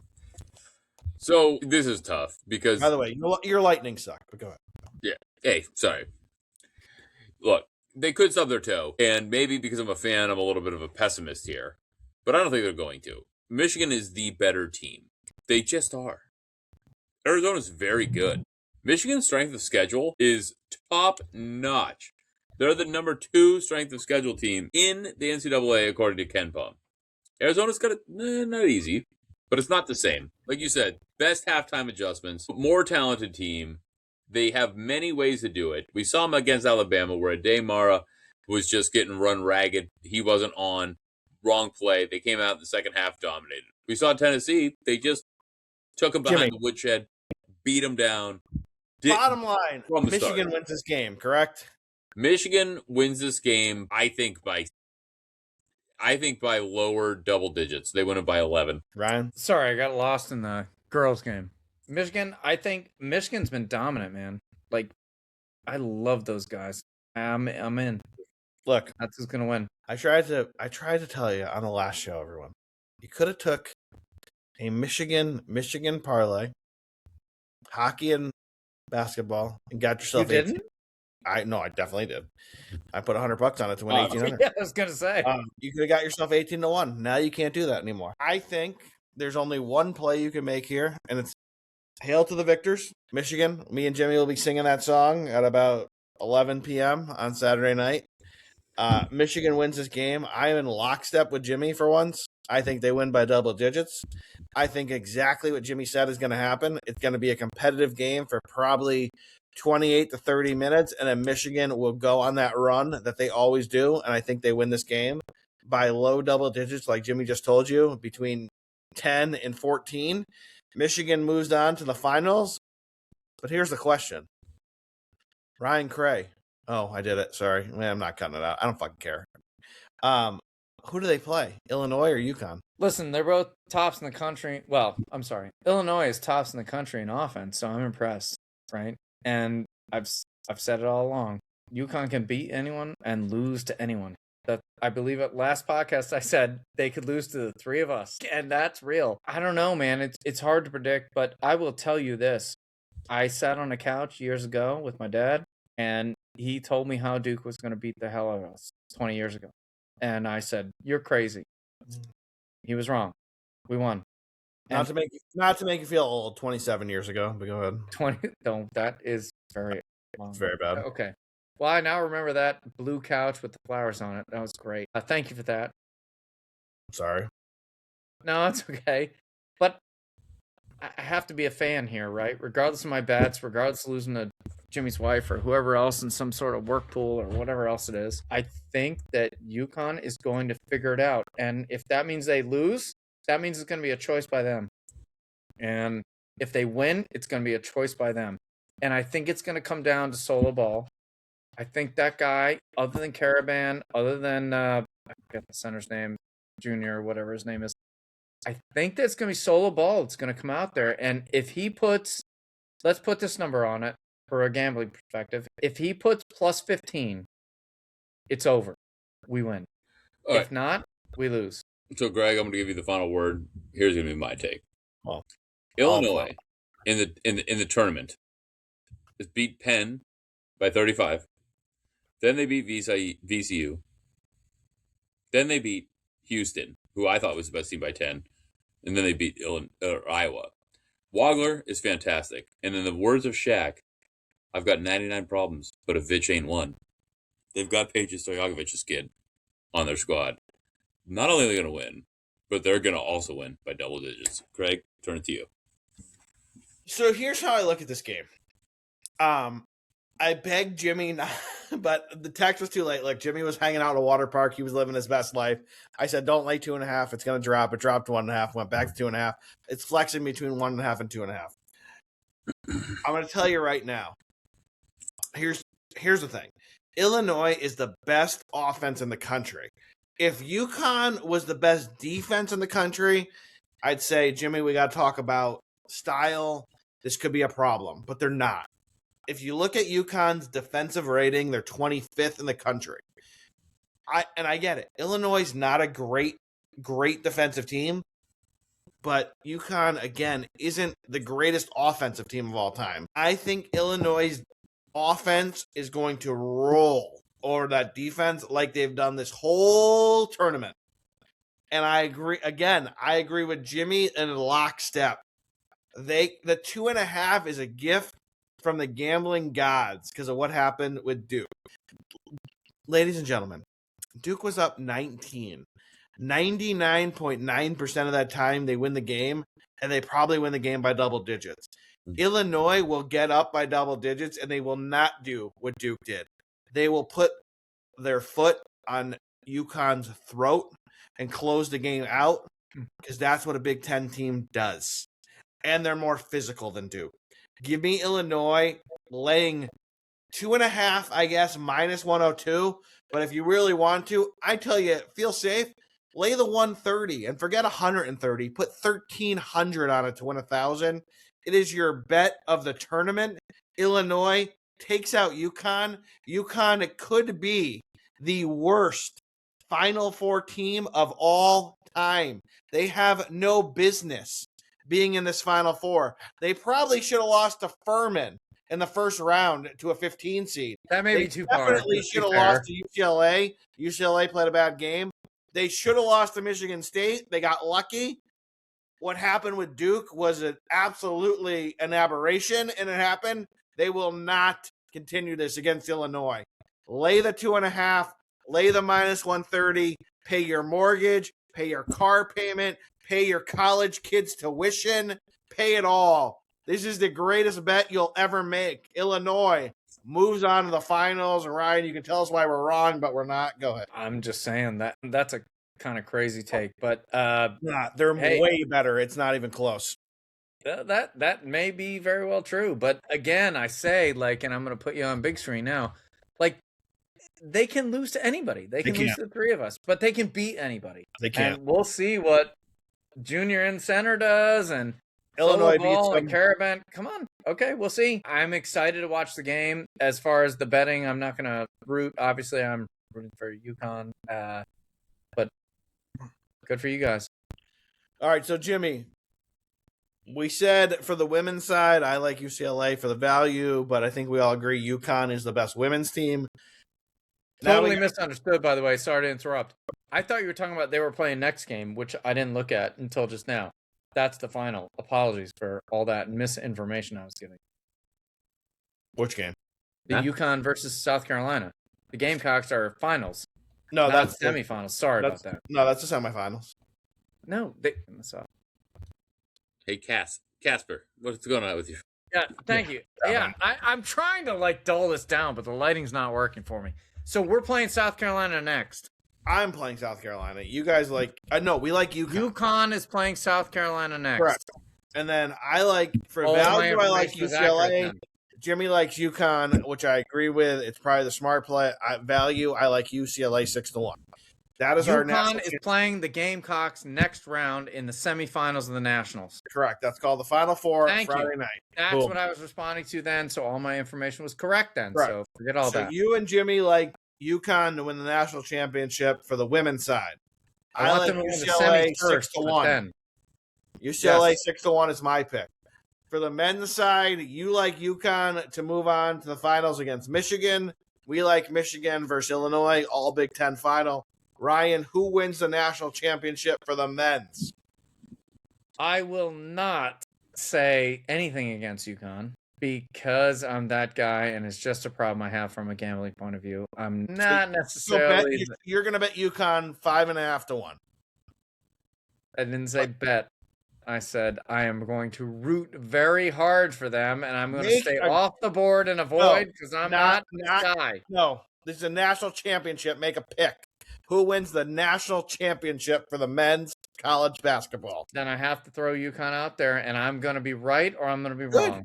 I love it. 5.5 to 1 UConn for Ryan. Jimmy, who is our national champion?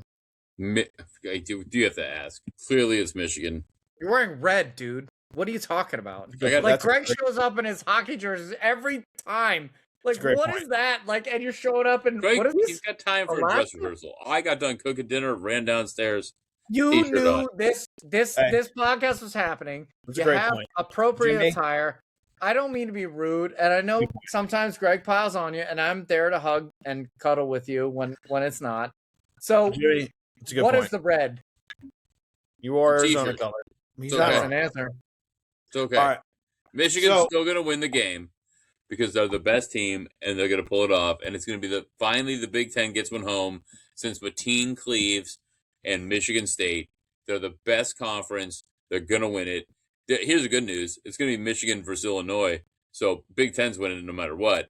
But Michigan went to Illinois and dominated about 4 weeks ago.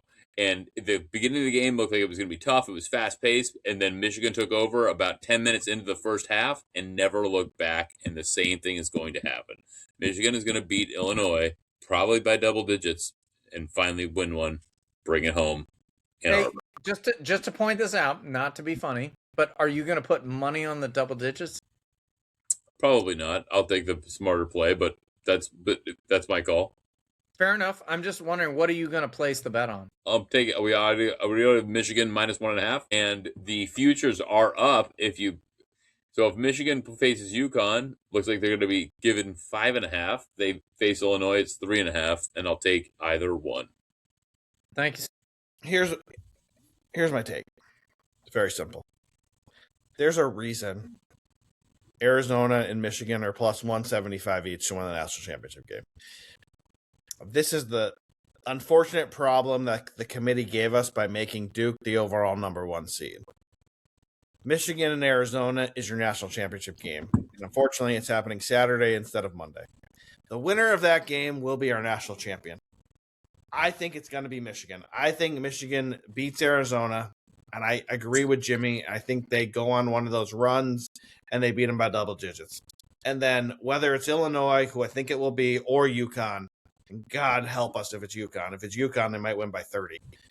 Michigan will win this national championship. Michigan is our national champion not only in basketball, but on the ice in a couple of weeks. I'm betting Michigan to win the national championship, but I already have it at 18 to 1, Jimmy.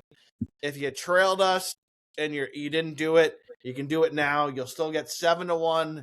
Michigan wins the basketball championship, and they hang a banner for hockey too. Michigan parlay. For me, 18 to 1. I have it already. You can get it at 7 to 1. Still play it. I can tell you this. UConn, throw them out. They got no shot. They're not going to beat Illinois. And if for some reason that horseshoe lights up again, Jimmy, they got no shot against Michigan. Give me the Wolverines. They win the national championship. We'll talk to you Monday during the game. Good luck, everybody. But please do yourself a favor. Bet the UConn women, but not the UConn men. Have a good night. Good luck, everyone. We'll see you next time.